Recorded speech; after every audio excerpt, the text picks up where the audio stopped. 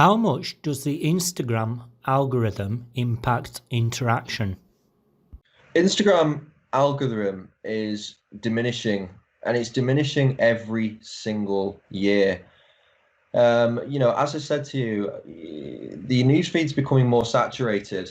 Billions of people are fighting for attention on your newsfeed. There's only so long that you spend on it. So when Instagram first came out, it used to work in chronological order. So basically, if I'd posted first, when you next go on your phone, you're going to see my post first because I posted first.